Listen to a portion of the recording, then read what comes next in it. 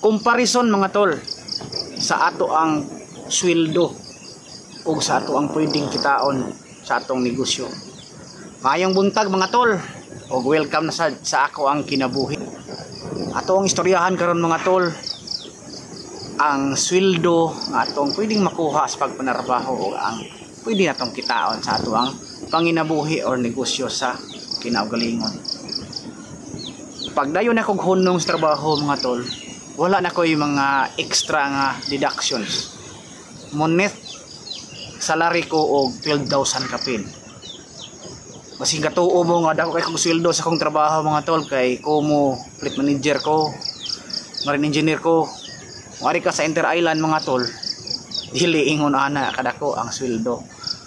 Monitra ko og mga almost 28 to 26 to 28 siguro 1,000 a month. Now, kana nga sweldo mga tol sa mga nagunahuna lang nga makabayad ka sa imong mga bayron nun inadlaw binuan, okay ra jud kay na.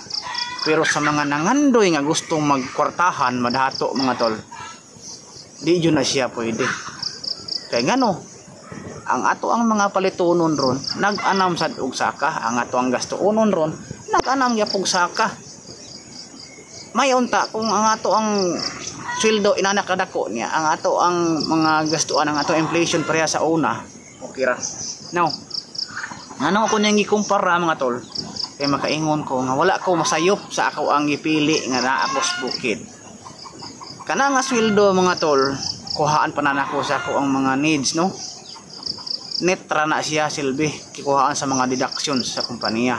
Now, kuhaan pa na namo sa kuang gasto, kuhaan pa na sa gasto sa kuang pamilya nga nas bukid.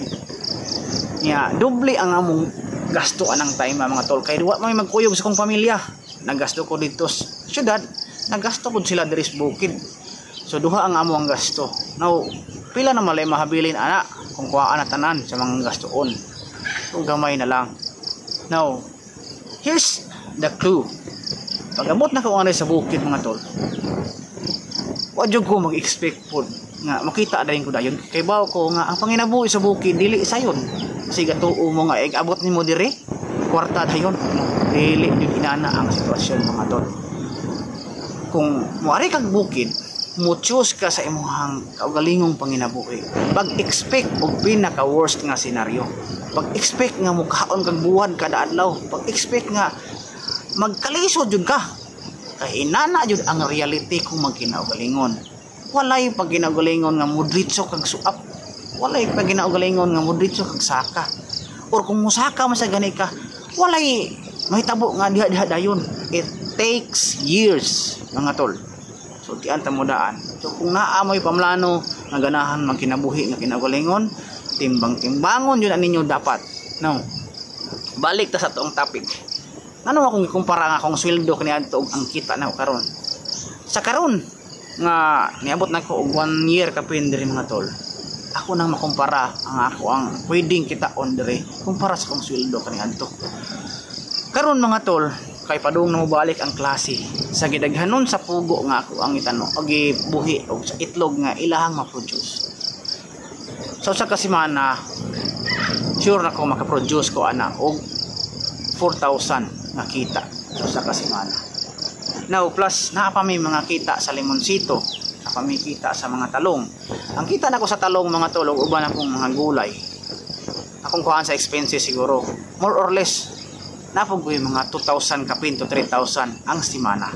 Now sa ako ang asawa, kita po siya og 1,000 kapin ang simana sa limonsito. So or more or less mukita pod mi og mga 7,000 o 8,000 ang simana diri sa bukid. Now og akong i-plus pa na natan ang duha ka simana nga kita namo sa bukid, mo sobra pod sa 14,000 karon ha nga kita ang itlog. Now ang pangutana, asa may mas maayo ang sweldo sa kompanya o ang itong kitaon diri? So tian ta mo mga tol, ang sweldo sa kompanya fix. Ang amo ang madawat dito besan pag mag-overtime ora jud na amo madawat. Kay above minimum ko, wala ko'y madawat nga overtime. Now, dire sa bukid mga tol, unlimited ang pwede mong kitaon. Pwede kang musobra ng 7,000 ang simana mga tol. Imagine, magdepende na sa imong hangkogim, magdepende na sa imong diskarte. Ang problema lang sa bukid, dili tanang buwan, dili tanang simana nga naa kay income, magdepende na ano man ang imuhang panginabuhi, magdepende man na sa sitwasyon, sa climate or sa sitwasyon sa panahon o sa panginabuhi sa ubang tao. Kay parihaan ang walay halin ng itlog, so unsa may imuhang income. So that's the time nga musud ang diskarte ni mga tol. Ayaw pagpili lang o usa lang ka panginabuhi, dapat daghan. Kay mo na siya pwede nimong pangtapak sa mga oras nga wala kay income sa imong main nga negosyo. Now, ang advantage diri sa bukid kay walay magbuot nimo. Kung gusto ka mo kitag dako, pwede ka mo kitag dako. Magdepende na sa imuhang kagustuhan. Kung magdepende na sa imong kugi. Kung gusto sa ka nga mo relax nga para nimo ganahan ka magsigihig dakatan, wala problema. Ang nakabati lang ato ikakumpara kung ari ka sa panarbaho kay bisang pag maningkamot kag maayo, bisang pag patay-patayo na imong lawas pananglitan, ang imong sweldo maor gyud gihapon mga tol. Usahay gani, wala na gay merits gani nga imong madawat kay nagtuo na sila ang mga employer na to. At tungod kay gisilduhan ta, dapat maningkamot gyud ta. Unang inana ang mindset sa panarbaho kumpara sa panginaugalingon mga tol. Unang wala ko magdaot silbi or wala ko magkuan nga bati ang magpanarbaho. Ang pagpanarbaho option na siya nga mo income ta, mo kita ta. Pero kung naamoy choice nga manginabuhi sa inyong kaugalingon, try mga tol. Ayaw huwata nga matiguang ka, una ka mo suway. Kay iabuti mo sa imong katiguangon, nagdako na lang imong unahuna pero wala na kay mahimo. Wala na kay lihok.